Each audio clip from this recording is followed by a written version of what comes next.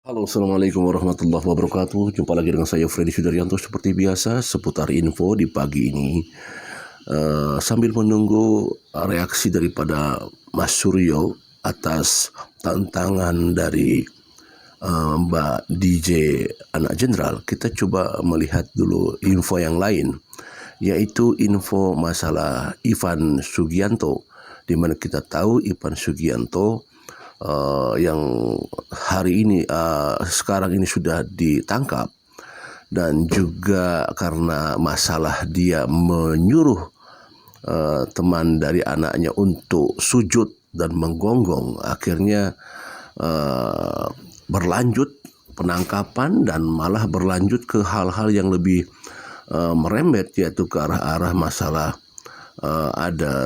diduga ada keterlibatan kepada hal-hal yang bersifatnya judul dan lain sebagainya. Makanya ini kita lagi menunggu informasi. Tapi yang akan kita bahas sekarang adalah permintaan maaf dari anaknya Ivan Sugianto, yang memang kalau kita lihat ya kita ikut iba juga sebenarnya ya. Tetapi nanti kita bisa ngambil pelajaran dari apa yang memang sudah terjadi, bahwa memang pada saat kita membela anak kita ya memang kita jangan sampai arogan, karena memang sekarang ini undang-undang ITE dan juga masyarakat sudah kritis terhadap hal-hal yang berkaitan dengan masalah penindasan seperti itu, dan masyarakat sekarang sudah bisa mengupload semua berita dan bisa menjadi viral. Dan itu pun di kasus Ivan Sugianto itu pun karena viral, karena ada yang memvideokan. Dan juga masalah kekuatan, kita bisa ngambil pelajaran bahwa kalau orang pada saat punya kekuasaan, punya kekuatan, punya power, punya uang, dia bisa berkehendak semaunya. Tetapi sekali lagi bahwa Indonesia punya hukum yang memang tidak bisa ditolerir kalau memang ada ketentuan-ketentuannya. Kita coba dengarkan ini yang disampaikan oleh anak Ivan Sugianto. Tanggal 18 November 2024 aku mau berbicara dengan Bapak, tetapi belum bisa, jadi aku bikin Bapak surat dengan sepenuh hatiku.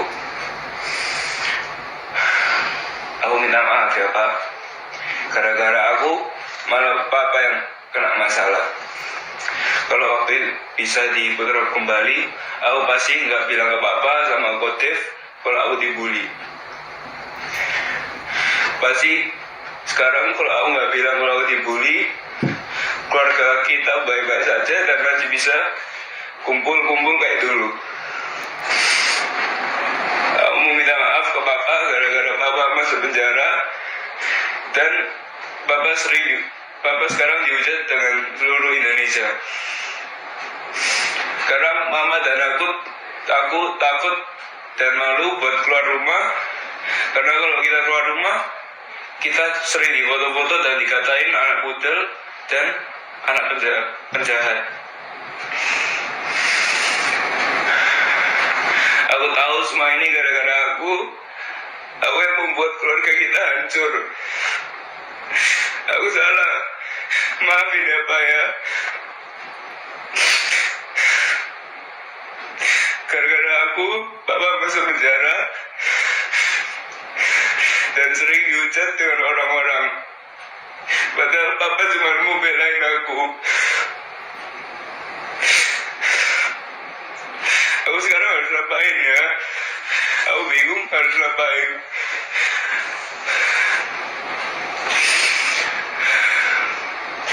Aku lebih mending dipanggil pudel seumur hidup daripada lihat Bapak masuk penjara lagi. Sekarang aku sudah kehilangan sosok Bapak yang selalu jaga aku dan jaga Mama, yang selalu berusaha memberi kita terbaik untuk keluarga kita. Jujur Pak, aku sekarang malu dengan diri sendiri, malu dengan Bapak, dan malu dengan Mama. Aku sebagai anak bukan membuat kalian bangga, tapi malah membuat papa masuk penjara. Tapi aku dari sini harus lebih kuat.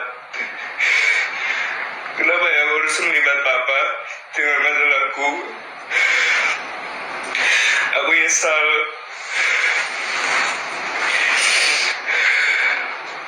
Aku nyesal harus telepon papa saat kejadian itu. Aku mikir harus telepon papa karena mama papanya Ethan sudah di situ. Biar lebih aman dengan papa. Tapi sekarang aku cuma bisa doa kepada Tuhan biar Tuhan bisa jaga papa di dalam sana. Biar Tuhan ngasih kekuatan untuk aku dan mama biar lebih kuat. Aku minta maaf lagi ya Pak ya. Sekarang aku janji nggak akan melibat siapapun di masalahku. Daripada melihat Bapak masuk penjara lagi. Meskipun Excel dibully, aku gak akan bilang ke Papa atau siapapun lagi.